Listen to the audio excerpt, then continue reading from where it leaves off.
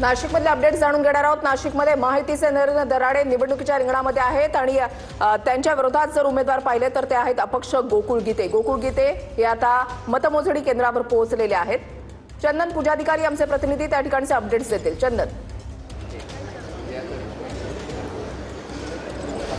निखिल, आपल्याला माहिती आहे की या विधान परिषद निवडणुकीमध्ये नाशिकची ही विधान परिषद निवडणुकीत संपूर्ण राज्यभरात खरं तर चर्चेत ठरलेली होती। त्याचं कारण म्हणजे महायुतीचे नरेंद्र दराडे यांना थेट आव्हान दिलं होते ते अपक्ष असलेल्या गोकुळ गीते यांनी। शेवटच्या मिनिटापर्यंत मनधरणी आपण बघितली। एकनाथ शिंदे असतील, गिरीश महाजन असतील, उदय सामंत असतील, या दिग्गज नेत्यांनी गोकुळ गीते यांना शांत करण्यासाठी, थांबवण्यासाठी प्रचंड प्रयत्न केले आणि गोकुळ गीते यांनी त्यावेळेला असं देखील म्हटलं की मी माझी प्रचाराची यंत्रणा आता थांबवतोय। मात्र आता सकाळी ज्यावेळेला गोकुळ गीते मतमोजणी केंद्रावर आले त्यावेळेला त्यांचं जे वक्तव्य होतं त्यामुळे आता एक नवीन ट्विस्ट या संपूर्ण निकालामध्ये निर्माण झालेला आहे। कारण गोकुळ गीते असं म्हणतात की मी माघार घेईल, असं कधी म्हटलोच नव्हतो।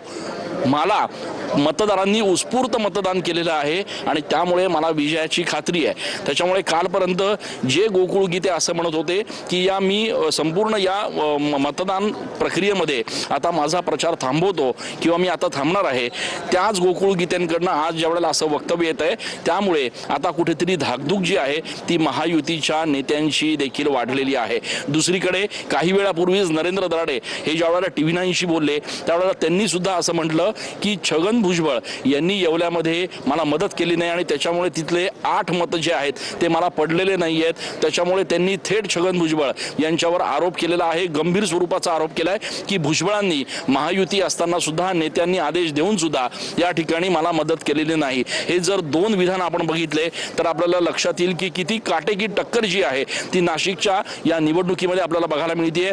दराडे एकीकडे म्हणतात की भुजबळांनी मतदान केलेलं नाहीये, मला मदत केलेली नाहीये मतदानासाठी, त्याच्यामुळे मी नाराज आहे किंवा माझी एकूणच नाराजी आहे। तर दुसरीकडे गोकुळ गीते असं म्हणतात की मतदारांनी उत्स्फूर्त मतदान केलं त्याच्यामुळे मला विजयाची खात्री आहे। आता या सगळ्यामध्ये प्रश्न असा उरतो की ज्या वेळेला महायुतीच्या या उमेदवारासाठी थेट एकनाथ शिंदेपासून, गिरीश महाजनांपासून, उदय सामंतांपासून सगळे नेते प्रचार करतायत, मतदारांना या ठिकाणी आदेशित करतायत, त्यावेळेला या ठिकाणी आपण बघतोय की मतमोजणी प्रक्रिया जी आहे ती देखील या ठिकाणी सुरू झालेली आहे। गोकुळ गीते जे आहेत ते या ठिकाणी